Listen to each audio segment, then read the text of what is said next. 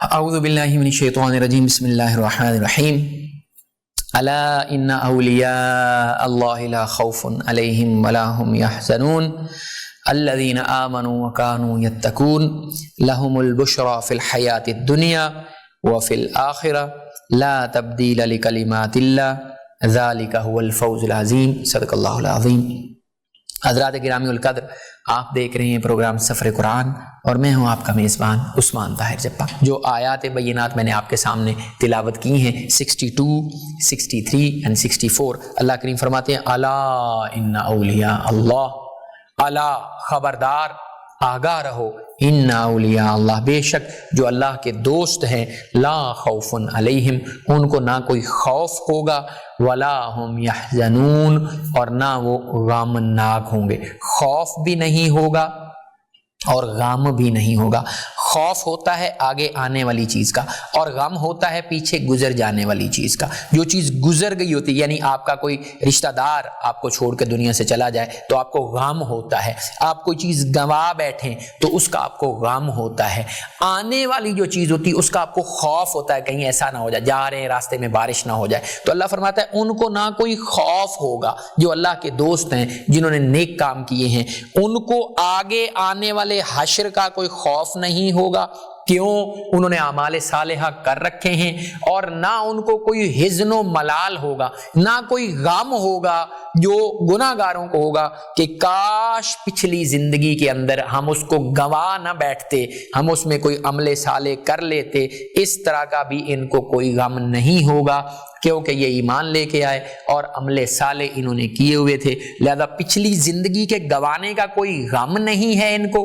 اور آنے والی زندگی کا ان کو کسی قسم کا کوئی خوف نہیں ہے۔ فرمایا الذین آمنوا، یہ کون لوگ ہیں جو اللہ کے دوست ہیں؟ یہ وہ لوگ ہیں جو ایمان لے کے آئے، وَكَانُوا يَتَّقُونَ، اور ہر وقت اللہ سے ڈرتے رہے، ہر وقت اللہ کے احکامات کی پیروی کرتے رہے، اس سے ڈر کے کوئی ادھر ادھر اس کے احکامات سے روگردانی نہیں کی۔ یہ وہ لوگ ہیں جو اولیاء اللہ ہیں، جو اللہ کے دوست ہیں۔ لَهُمُ الْبُشْرَى، ان کے لیے بشارت ہے، خوشخبری ہے، فی الحیات الدنیا، اس دنیا کی زندگی میں بھی، وفی الآخرہ، اور آخرت کی زندگی میں بھی ان کے لیے خوشخبری ہے۔ لا تبدیل لکلمات اللہ، اللہ کے جو کلمات ہیں یہ بدلتے نہیں ہیں۔ ذالک هو الفوز العظیم، اور یہ بہت بڑی کامیابی ہے اللہ جس سے ان کو سرفراز فرمائے گا۔ اپنے اولیاء اللہ کو، اپنے نیک لوگوں کو، یعنی اولیاء اللہ اس حساب سے وہ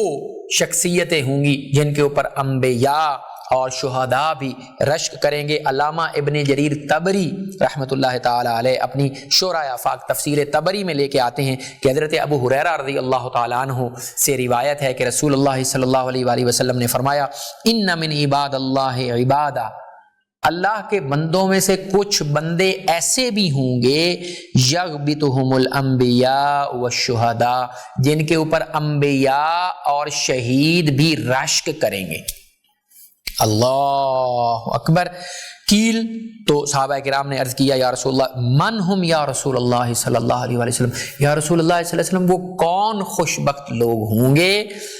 فَلَعَلَّنَا نُحِبُّهُمْ، تاکہ ہم بھی ان سے محبت کریں۔ یا رسول اللہ ایسے کون لوگ ہیں جن کے اوپر انبیاء بھی رشک کریں گے، جن کے اوپر شہید بھی؟ اللہ کے رسول اللہ صلی اللہ علیہ وسلم نے فرمایا کہ شہید کا خون کا قطرہ زمین پہ گرنے سے پہلے اللہ اس کو جنت میں اس کا گھر دکھا دیتا ہے، یعنی اتنی بڑی سعادت ہے شہید کے بارے میں۔ فرمایا وہ بھی رشک کر رہے ہوں گے ان کے اوپر۔ تو فرمایا یا رسول اللہ ہمیں بھی بتائیے وہ کون ہیں؟ قال، تو پاک پیغمبر علیہ السلام نے فرمایا ہم قوم تحابوا فی اللہ من غیر اموال ولا انساب، یہ وہ لوگ ہیں جو اللہ کے معاملے میں کسی کے ساتھ جو محبت کا ان کا معیار ہے وہ مال نہیں ہے اور نسب نہیں ہے، بلکہ وہ خالصتاً اللہ کی وجہ سے کسی کے ساتھ محبت رکھتے ہیں۔ ہم قوم تحابوا فی اللہ من غیر اموال ولا انساب، یہ کسی مالی لالچ یا نسبی تعلق کے بغیر ایک دوسرے سے محبت کرنے والے ہیں۔ وجوہہم من نور، ان کے چہرے جو ہیں وہ نور میں ہوں گے، چمک رہے ہوں گے، علی منابر من نور، اور وہ نور کے ممبروں کے اوپر جلوہ افروز ہوں گے۔ منابر ممبر کی جمع، لا یخافون اذا خاف الناس، جب لوگوں کو خوف محسوس ہو رہا ہوگا اس وقت ان کو کوئی خوف نہیں ہوگا، ولا یحزنون اذا حزن الناس، اور جب لوگوں کو غم اور ملال کی کیفیت ہوگی اس وقت ان کو کوئی غم اور ملال کی کیفیت نہیں ہوگی۔ پھر اس حدیث پاک کی روح سے ہے کہ آقا کریم علیہ السلام نے اس آیت کریمہ کی تلاوت فرمائی، الا ان اولیاء اللہ لا خوف علیہم ولا هم یحزنون، آیت کریمہ 62 سورہ یونس جو ہے، اس کی سرکار صلی اللہ علیہ وآلہ وسلم ابن جریر فرماتے ہیں کہ آقا کریم علیہ السلام نے اس آیت کریمہ کی تلاوت فرمائی۔ اب اس میں جو آگے چل کے 64 کے اندر اللہ فرماتے ہیں لہم البشری فی الحیات الدنیا وفی الآخرہ، دنیا میں بھی بشارت ہے اور آخرت میں بھی بشارت ہے۔ تو اس کے بارے میں اگین علامہ ابن جریر طبری جو ہے وہ حضرت عبادہ بن صامت رضی اللہ تعالیٰ عنہ کی روایت بیان فرماتے ہیں کہ انہوں نے رسول اللہ صلی اللہ علیہ وسلم کی خدمت میں عرض کی کہ یا رسول اللہ صلی اللہ علیہ وسلم، یہ جو قرآن حکیم نے فرمایا لہم البشری فی الحیات الدنیا وفی الآخرہ، کہ اللہ ان کو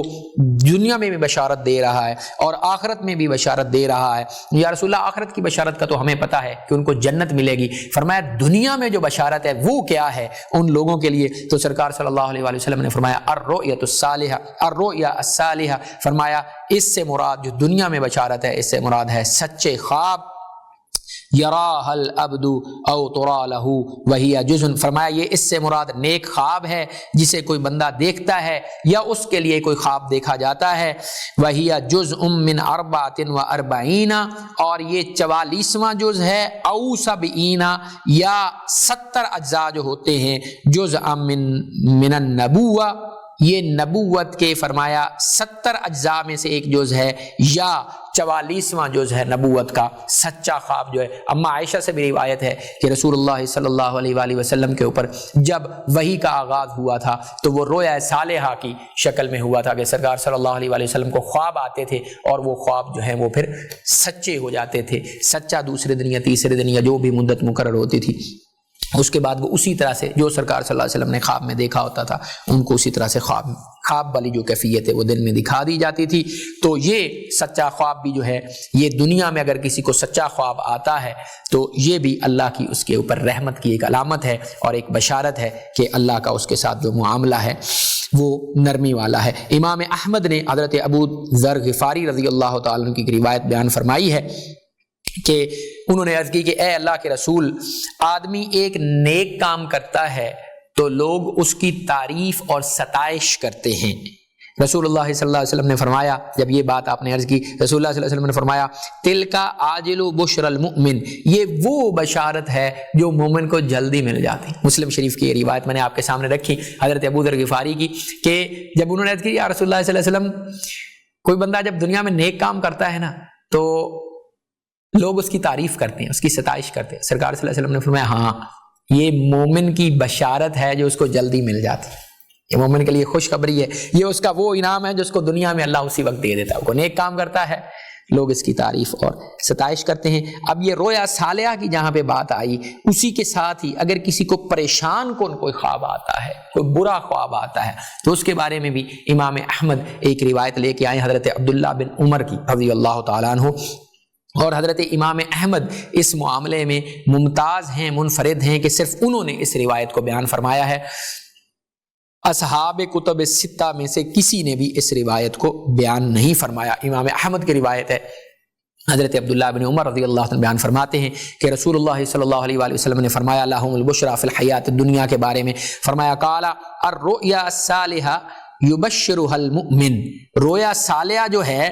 یہ مومن کے لیے ایک بشارت ہے، ہی جزء من 49 جزءا من النبوہ، فرمایا یہ نبوت کے 49 حصوں میں سے ایک ہے۔ پچھلی روایت کے مطابق آپ کے سامنے رکھا تھا 44 حصے بھی آئے ہیں، 70 حصے بھی آئے ہیں، اور یہاں پہ 49 حصوں کی بات ہو رہی ہے حضرت عبداللہ بن عمر کی یہ روایت میں۔ اور ساتھ ہی فرمایا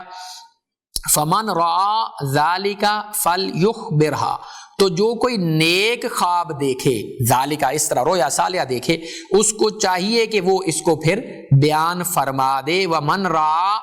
سوا ذالکہ، تو جو کوئی اس کے علاوہ دیکھے، یعنی رویا صالحہ اس کو نہ آئے، کوئی برا خواب آئے اس کو، اس کے علاوہ کوئی، فَإِنَّمَا هُوَ مِنَ الشَّيْطَانِ، تو یہ پھر شیطان کی طرف سے ہے، لِيَحْزِنَهُ، تاکہ وہ اس کو غم میں مبتلا کر دے۔ فرمایا برا خواب جو ہے یہ شیطان دکھاتا ہے تاکہ ایمان والا جو ہے وہ کسی غم میں مبتلا ہو جائے۔ فَلْيَنْفُثْ عَنْ يَسَارِهِ ثَلَاثًا، تو جو کوئی بھی برا خواب دیکھے اس کو چاہیے کہ وہ خواب دیکھنے پر بائیں طرف 3 دفعہ پھونک مار دے،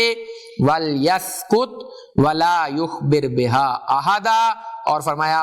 پھونک مار دے، وَلْيَسْكُتْ، اور وہ خاموشی اختیار کرے، وَلَا يُخْبِرْ بِهَا أَحَدًا، اور کسی کو بھی اس طرح کا خواب نہ بتائے۔ اسی لیے آپ اکثر لوگوں کو سنتے دیکھتے ہیں کہ جو برا خواب ہے اس کو آگے نہیں بتانا چاہیے۔ مومن کا جو معاملہ ہے دنیا میں اس کی جو زندگی گزرتی ہے، جیسے الا ان اولیاء اللہ کی ہم تفسیر کے اندر بات کر رہے ہیں، دنیا کے اندر جو اس کی زندگی گزرتی ہے اس کے بعد جو اس کا آخری معاملہ آتا ہے تو اس کو دنیا کے اندر سے ہی بشارتیں جو ہیں وہ ملنا شروع ہو جاتی ہیں، اور بالکل جب روح اس کی قبض کی جاتی ہے تو اس روح قبض کرنے کے موقع کے اوپر بھی اس کو اندازہ ہو جاتا ہے کہ اللہ جو ہے وہ میرے ساتھ نرمی والا معاملہ فرما رہے ہیں۔ حضرت برا رضی اللہ تعالیٰ عنہ سے مروی حدیث میں ہے کہ پاک پیغمبر علیہ السلام نے فرمایا ان المؤمن اذا حضرہ الموت، فرمایا مومن کا جب موت کا وقت آتا ہے، جاءہ ملائکۃ، تو اس کے پاس فرشتے آتے ہیں، بیض الوجوہ، روشن چہروں والے فرشتے، بید الثیاب، سفید کپڑوں والے، اللہ اکبر، یہ الفاظ بھی آئے ہیں۔ فقالو، تو وہ اس کو آگے کہتے ہیں، یعنی دیکھیں مومن کی روح قبض کرنے والے جو فرشتے ہیں وہ سفید کپڑوں میں آتے ہیں اور نورانی چہروں والے فرشتے آتے ہیں، اللہ اکبر۔ فقالو، اور اس کو کہتے ہیں، اللہ اکبر، اخرجی ایتھا الروح الطیبہ، اے پاکیزہ روح تو نکل، سبحان اللہ، الى روح و ریحان و رب غیر غضبان، تو اس کی طرف نکل، وہ جہاں باقی ساری پاکیزہ روحیں ہیں، جہاں تمہارا رب ہے جو کبھی اب تمہارے اوپر ناراض نہیں ہوگا، اور تو خوشبوؤں والی جگہ کی طرف نکل، اللہ اکبر، اے پاک روح تو نکل نعمتوں کی طرف، خوشبوؤں کی طرف، اور اپنے اس رب کی طرف جو اب تیرے ساتھ کبھی ناراض نہیں ہوگا۔ فتخرج من فمہ، تو وہ اس کو ایسے اس کی روح کو نکالتے ہیں، کما تسیل القطرۃ من فم السقا، فرمایا جیسے مشکیزے کے منہ سے پانی کا ایک قطرہ نکلتا ہے اس طرح سے اس کی روح کو وہ فرشتے جو ہیں وہ نکالتے ہیں۔ سبحان اللہ، دیکھیں کہ مومن کا کیا معاملہ ہے کہ دنیا میں تو اس نے جیسی بھی زندگی گزار دی، وہ جو تھوڑی سی مختصر سی اس کو مدت ملی تھی، یہ گزارنے کے بعد جب وہ جانے لگتا ہے یہاں سے تو اللہ اس کے ساتھ یہیں سے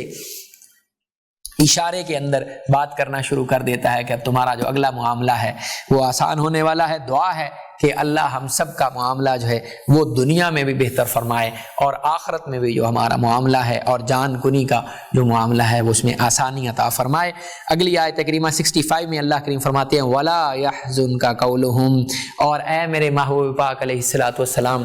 ان لوگوں کی جو باتیں ہیں نا وہ آپ کو غمگین نہ کریں، یعنی رسول اللہ صلی اللہ علیہ وآلہ وسلم کو بہرحال اس چیز کا غم رہتا تھا، فَلَعَلَّكَ بَاخِعٌ نَفْسَكَ عَلَىٰ آثَارِهِمْ، اے میرے محبوب پاک علیہ السلام، یہ لوگ کیونکہ ایمان نہیں لے کے آتے، اس وجہ سے آپ اپنی جان کو تنگی میں کیوں ڈال رہے ہیں؟ اللہ فرماتا قرآن میں دوسری جگہ پہ، تو فرمایا وَلَا يَحْزُنْكَ قَوْلُهُمْ، ان کی باتیں آپ کو بالکل بھی غمناک نہ کریں اے میرے محبوب پاک علیہ السلام، ان العزت للہ جمیعا، تمام عزت جو ہے وہ اللہ کے پاس ہے، هو السمیع العلیم، وہ ہر وقت دیکھنے والا ہے اور ہر ایک چیز کو جاننے والا ہے۔ یہ آپ کے ساتھ کیا کچھ کرتے ہیں ہمیں پتہ ہے، آپ اس کے اوپر صبر کیجئے، غم نہ کیجئے، ہم ہر وقت آپ کے ساتھ ہیں، ہر وقت آپ کو دیکھتے رہتے ہیں، آپ کی محنت کو بھی دیکھتے رہتے ہیں، جو پیغام آپ کو دیا گیا ہے، جو پیغام پہنچانے کی ذمہ داری آپ کو دی گئی ہے، آپ بالکل اس کو ٹھیک طرح سے، رسول اللہ صلی اللہ علیہ وسلم کیونکہ قریشی ایمان نہیں لے کے آتے تھے، آپ ان کے درمیان رہے تھے، 40 سال میں آپ نے صادق اور امین کا ٹائٹل ان سے ارن کیا تھا. اب جب آپ وحی کی بات کرتے تو وہ مانتے نہیں. سرکار صلی اللہ علیہ وآلہ وسلم کو اس بات کا غم رہتا تھا کہ یار یہ لوگ مجھے جاننے پہچاننے کے باوجود، قرآن کے ہر قسم کے چیلنج کے باوجود، پچھلے پروگرام میں ہم نے ڈسکس کیا تھا کہ قرآن نے ان کو چیلنج کیا تھا ایک صورت بنا کے لے کے آؤ، اسی سورہ یونس کے اندر آیا ایک صورت بنا کے لے کے آؤ. یار یہ حق کو سمجھ کے پہچان کے پھر بھی میری بات کی تصدیق نہیں کر رہے تو آپ کو اس چیز کا حزن و ملال رہتا تھا. تو اللہ نے یہاں پہ ڈھارس بندائی والا یاسین کا قول، اے میرے محبوب پاک علیہ السلام ان کی باتیں آپ کو غمناک نہ کریں. اللہ اکبر، ان العزت للہ جمیعا، بے شک ساری عزتیں جو ہیں نا وہ اللہ کے لیے ہیں، اللہ ہی کے پاس ہے. وہ السمیع العلیم، وہ سننے والا ہے، جاننے والا ہے. الا ان للہ من فی السماوات ومن فی الارض، الا خبردار، ان للہ من فی، اللہ کے لیے ہی ہے، من فی السماوات ومن فی الارض، جو کچھ آسمانوں میں ہے اور جو کچھ زمین، جو کچھ آسمانوں اور زمینوں میں ہے نا، آگاہ رہو کہ وہ اللہ ہی کے لیے ہے، اللہ ہی کے تصرف میں ہے، اللہ ہی کی حکومت ہے اس کے اوپر، اللہ ہی کا حکم چلتا ہے. اے دہریو، اللہ ہی کے حکم کے بغیر کوئی پتا بھی نہیں ہلتا. ایک وقفے کا وقت ہوا چاہتا ہے، دیکھتے رہیے سفر قرآن. ویلکم بیک ناظرین، بسم اللہ الرحمن الرحیم. وَأَوْحَيْنَا إِلَى مُوسَى وَأَخِيهِ أَن تَبَوَّأَ لِقَوْمِكُمَا بِمِصْرَ بُيُوتًا وَاجْعَلُوا بُيُوتَكُمْ قِبْلَةً وَأَقِيمُوا الصَّلَاةَ وَبَشِّرِ الْمُؤْمِنِينَ. صدق اللہ العظیم. آیت نمبر 87 ہے، سورہ یونس ہے. اللہ فرماتے ہیں وَأَوْحَيْنَا إِلَى مُوسَى وَأَخِيهِ، ہم نے موسیٰ علیہ السلام اور ان کے بھائی کی طرف وحی فرمائی. کیا؟ أَن تَبَوَّأَ لِقَوْمِكُمَا بِمِصْرَ بُيُوتًا، کہ اپنے گھروں کے اندر مسجدیں بناؤ. اللہ اکبر. ہم نے موسیٰ اور اس کے بھائی کی طرف وحی کی کہ تم اپنی قوم کے لیے مصر میں کچھ گھر بناؤ. وَاجْعَلُوا بُيُوتَكُمْ قِبْلَةً، اور تم اپنے گھروں کو قبلہ رو بناؤ، یا اپنے گھروں کو قبلہ بنا لو. وَأَقِيمُوا الصَّلَاةَ، اور وہاں نماز قائم کرو. وَبَشِّرِ الْمُؤْمِنِينَ، اور ایمان والوں کو خوشخبری سنا دیجیے. اب ہوا کیا؟ ان آیات بینات کے بارے میں آتا ہے، اوفی نے حضرت ابن عباس رضی اللہ عنہ سے روایت فرمائی ہے کہ اس آیت کی تفسیر میں حضرت عبداللہ ابن عباس فرماتے ہیں کہ بنی اسرائیل نے حضرت موسیٰ علی نبینا علیہ السلام سے عرض کی کہ یہ کیونکہ آل فرعون، یہ جو فرعون ہے اور اس کے جو درباری ہیں، حواری ہیں، جو وزیر مشیر ہیں، اس کے جو سردار ہیں، امراء ہیں، ان کے شر سے ہم محفوظ تبھی رہ سکتے ہیں اگر ہم اپنے گھروں میں، فرعونیوں کی موجودگی میں تو ہم باہر نماز نہیں پڑھ سکتے، تاکہ ہم گھروں میں اپنے میں چھپ کے نماز ادا کر سکیں. تو اللہ نے پھر ان کو اس بات کی اجازت فرما دی کہ وہ اپنے گھروں میں ہی نماز ادا فرما لیا کریں اور اپنے گھروں کو ہی قبلہ بنا لیں. تو اس کی طرف اس آیت بینہ کے اندر اشارہ ہوا ہے. پھر فرمایا وقال موسیٰ ربنا انک آتیت فرعون وملأہ زینۃ واموالا فی الحیاۃ الدنیا. وقال موسیٰ، حضرت موسیٰ علیہ السلام نے فرمایا ربنا، اے ہمارے رب، انکا آتیت فرعون، بے شک آپ نے آتیت عطا فرمایا ہے، فرعون و ملأہ، فرعون اور اس کے امراء کو، اس کے سرداروں کو، زینتم و اموالا فی الحیات الدنیا، دنیا کے اندر ان کو زینت اور آسائش اور مال و دولت آپ نے وافر مقدار میں عطا فرمایا ہے فرعونیوں کو اور اس کے درباریوں کو. ربنا لیضلوا عن سبیلک، اے ہمارے رب وہ اس مال و متاع کے ذریعے آپ کے راستے سے لوگوں کو روکتے ہیں. اللہ اکبر. ربنا اطمس علی اموالہم، اے ہمارے رب ان کے مال کو غارت کر دے، پکڑ لے ان کو میرے اللہ، اور ان کے مال کو بھی پکڑ لے اور ان کو بالکل. ربنا اطمس علی اموالہم واشدد علی قلوبہم، اور ان کے دلوں کو سخت کر دے. فلا یؤمنوا حتی یروا العذاب العلیم، تاکہ یہ تب تک ایمان نہ لے کے آ سکے جب تک یہ اپنی آنکھوں سے عذاب علیم کو نہ دیکھ لے. یعنی موسیٰ علیہ السلام نے جب دیکھا نا کہ یہ ظلم کر رہا ہے، بات نہیں مان رہا، تو موسیٰ علیہ السلام نے بددعا فرمائی اس کے لیے. ربنا اطمس علی اموال، اے اللہ ان کے مال کو ضبط کر لے. واشدد علی قلوبہم، ان کے دلوں کو بالکل شدید کر دے، مہر لگا دے میرے اللہ ان کے اوپر. پھر فرمایا آگے آیت کریمہ 89 میں قالا قد اجیبت دعوتکما، اللہ نے فرمایا یقیناً تم، کما دو کا صیغہ، یقیناً تم دونوں کی دعا اللہ نے قبول فرمائی. قال قد اجیبت دعوتکما فاستقیما، تو تم دونوں ثابت قدم رہو، ولا تتبعان سبیل الذین لا یعلمون، اور ان لوگوں کے راستے کی پیروی مت کرو جو علم نہیں رکھتے۔ یعنی موسیٰ علیہ السلام نے جب بد دعا فرمائی تو اس کے بعد کیا ہوا؟ وجاوزنا ببنی اسرائیل البحر، اور ہم نے بنی اسرائیل کو سمندر سے پار کر دیا۔ اب حضرت موسیٰ علیہ نبینا علیہ السلام جب قوم فرعون سے نجات دے کے بنی اسرائیل کو لے کے نکلے ہیں، تو یہ جو آپ کا ریڈ سی ہے، بحیرہ احمر جو ہے، یہ اوپر جو نہر سوئز کا علاقہ ہے جہاں پہ بحیرہ مرات ہیں، دو نمکین پانی کی بڑی جھیلیں ہیں جس میں سینکڑوں کے حساب سے جہاز آج بھی پارک ہوتے ہیں جب نہر سوئز میں کوئی بلاکیڈ آتی ہے۔ بحیرہ مرات ان کو کہا جاتا ہے، نمکین پانی کے چھوٹے چھوٹے سمندر، اس کے اندر سے کہا جاتا ہے کہ حضرت موسیٰ علیہ السلام بنی اسرائیل کو لے کر نکلے تو اللہ فرماتا ہے وَجَاوَزْنَا بِبَنِي اسرائیل البحر، تو ہم نے بنی اسرائیل کو سمندر پار کروا دیا، نکال دیا وہاں سے۔ فَأَتْبَعَهُمْ فِرْعَوْنُ وَجُنُودُهُ بَغْيًا وَعَدْوًا، عداوت اور دشمنی اور سرکشی کی وجہ سے یہ جو فرعون اور اس کے درباری تھے اور اس کا لشکر تھا، انہوں نے ان کی اتباع کی، ان کے پیچھے آئے، بنی اسرائیل کے پیچھے آئے۔ جب یہ وہاں سے موسیٰ علیہ السلام ان کو بچا کے لے کے نکلے، فَأَتْبَعَهُمْ فِرْعَوْنُ وَجُنُودُهُ بَغْيًا وَعَدْوًا، تو فرعون اور اس کی فوجوں نے سرکشی اور ظلم کرتے ہوئے، عداوت کرتے ہوئے ان کا پیچھا کیا، حَتَّى إِذَا أَدْرَكَهُ الْغَرْقُ، یہاں تک کہ جب اسے غرق ہونے نے پا لیا نا، حَتَّى إِذَا أَدْرَكَهُ الْغَرْقُ، جب اس کے غرق ہونے کا وقت آ گیا، قال، تو اس فرعون نے کہا آمنت انہ لا الہ الا الذی آمنت بہ بنو اسرائیل، میں بنی اسرائیل کے رب پہ ایمان لے کے آتا ہوں۔ جب اس کے غرق ہونے کا ٹائم آیا تو وہ کہتا ہے کہ میں اس ذات کے اوپر ایمان لے کے آتا ہوں کہ اس کے سوا کوئی معبود نہیں ہے جس کے اوپر بنی اسرائیل ایمان لے کے آئے ہیں، وَأَنَا مِنَ الْمُسْلِمِينَ، اور میں مسلمانوں میں سے ہوں۔ یعنی اس نے جب یہ کرنا چاہا تو اس کے بارے میں حدیث پاک امام ابو داؤد طیالسی رحمہ اللہ حضرت عبداللہ ابن عباس کی روایت لے کے آئے ہیں کہ حضرت جبریل امین سے رسول اللہ صلی اللہ علیہ وآلہ وسلم نے عرض کی، رسول اللہ صلی اللہ علیہ وسلم کا فرمان فرمایا، قال علی جبریل، جبریل نے میرے سے عرض کی، یا محمد، یا رسول اللہ صلی اللہ علیہ وآلہ وسلم، لو رأیتنی، کاش آپ اس وقت مجھے دیکھتے، وَأَنَا آخذ من حال البحر، کہ جب میں سمندر کے اندر سے فأدسه فی فرعون مخافتا ان تدرکہ الرحمہ، یا رسول اللہ صلی اللہ علیہ وسلم کاش آپ مجھے اس وقت دیکھتے جب میں سمندر کی تہ سے گارا نکال کے فرعون کے منہ میں ٹھونس رہا تھا کہ کہیں اللہ کی رحمت اس کے شامل حال نہ ہو جائے، اور آخری وقت میں یہ بے ایمان جو کلمہ پڑھنے لگا ہے کہیں اللہ کو اس کے اوپر رحم نہ آ جائے۔ اللہ فرمایا سمندر کی تہ میں سے گارا نکال کے میں اس کے منہ میں ٹھونس رہا تھا یا رسول اللہ صلی اللہ علیہ وسلم۔ جب اس نے یہ کہا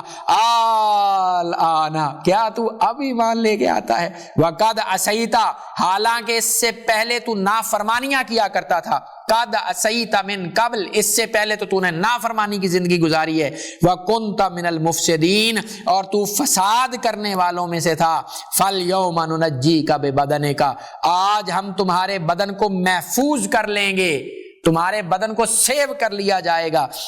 لِتَكُونَ لِمَنْ خَلْفَكَ آیَةً، تاکہ آگے آنے والی جو امتیں ہیں ان کے لیے ہم تمہیں ایک نشانی کے طور پہ رکھ لیں کہ جس نے اللہ اور اس کے رسولوں کی اتباع نہیں کی، اللہ نے پھر ان کے ساتھ یہ والا معاملہ کیا ہے، وَإِنَّ كَثِيرًا مِّنَ النَّاسِ عَنْ آيَاتِنَا لَغَافِلُونَ، اور لوگوں کے اندر بہت سارے لوگ ایسے ہیں جو ہماری واضح نشانیوں سے بھی غفلت برت کے بیٹھے ہوئے ہیں۔ اسی آیت کریمہ کے شان نزول میں ایک حدیث پاک امام بخاری علیہ رحمہ لے کے آئے ہیں، کتاب التفسیر ہے، سورہ یونس کی تفسیر میں جو آخری حدیث پاک لے کے اس کے آگے پھر سورہ ہود کی تفسیر شروع کرتے امام بخاری، حدیث نمبر ہے 1800 پورا 1800 حدیث پاک ہے۔ حضرت سعید ابن جبیر رضی اللہ تعالی عنہ حضرت عبداللہ ابن عباس سے روایت فرماتے ہیں عن سعید ابن جبیر عن ابن عباس قال قادم النبی صلی اللہ علیہ وآلہ وسلم المدینہ، فرمایا جب محبوب کریم علیہ السلام مدینہ طیبہ تشریف لے کے آئے نا، والیہود تصوم عاشورہ، تو جو یہودی تھے نا وہاں کے رہنے والے مدینہ کے، بنو قینقاع، بنو نذیر، بنو قریظہ، یہ عاشورہ کے دن کا روزہ رکھا کرتے تھے، 10ویں محرم کا۔ فقالو، اور کہا کرتے تھے ھذا یوم ظاہر فیہ موسیٰ علی فرعون، اور یہ کہا کرتے تھے کہ یہ وہ دن ہے جس دن حضرت موسیٰ علیہ السلام کو اللہ نے فتح عطا فرمائی تھی فرعون کے اوپر اور نجات بخشی تھی ان کو۔ فقال النبی صلی اللہ علیہ وآلہ وسلم، محبوب کریم علیہ السلام نے لاصحابہ، اپنے صحابہ کرام رضوان اللہ علیہم اجمعین سے فرمایا، انتم احق بموسیٰ منہم، تم حضرت موسیٰ علیہ السلام کے زیادہ حقدار ہو، فصوموا، لہذا تم بھی عاشورہ کا روزہ رکھا کرو۔ تو اس دن کے بعد پھر صحابہ کرام نے رسول اللہ صلی اللہ علیہ وآلہ وسلم کے حکم کے مطابق عاشورہ کا جو روزہ ہے وہ رکھنا شروع کر دیا۔ تو بخاری شریف کی روح سے عاشورہ کا جو روزہ ہے اس کے فضائل میں نے آپ کے سامنے رکھے۔ آگے چل کے یہاں پہ پھر ایک دوسری بات جو ہے وہ میں آپ کے سامنے رکھنا چاہتا ہوں کہ جب یہ فرعون اور اس کا لشکر پیچھے سے آئے ہیں نا، تو حضرت موسیٰ علیہ نبینا علیہ السلام کو تو اللہ نے حکم دیا تھا کہ آپ سمندر کے اوپر اپنا عصا ماریے۔ تو سمندر کے اوپر جب انہوں نے عصا مارا، اللہ نے 12 راستے بنا دیے۔ تو 12 راستے جب بنے نا، اللہ نے، مفسرین کرام نے لکھا، اللہ نے ایسے راستے بنائے کہ ہر قبیلہ اپنے اپنے راستے سے گزرے، ہر ایک کا انڈیویجول راستہ ہے، اور درمیان میں اللہ نے پانی کی ایسے تہیں اوپر اٹھا دی، اور ان کے اندر سے ایک دوسرے پانی سے یہ دیکھ رہے تھے، کھڑکیاں بن گئی تھی، ایک دوسرے کو دیکھ رہے تھے ہر قبیلہ کہ میں گزر رہا ہوں، میرے ساتھ پیرلر دوسرا قبیلہ بھی گزر رہا ہے، تاکہ ایک دوسرے کو دیکھ کے بھی ان کی ڈھارس بندی ہے کہ ہاں ٹھیک ہے راستہ بن رہا ہے، وہ دوسرا قبیلہ بھی نکل رہا ہے، ہم بھی ساتھ نکل۔ تو جب یہاں پہ اس موقع کے اوپر آ کے پیچھے فرعون پہنچا ہے نا، اس کے پاس کہا جاتا ہے اس کے لشکر کے اندر خالی کالے رنگ کے اعلیٰ نسل کے 1,00,000 گھوڑے تھے۔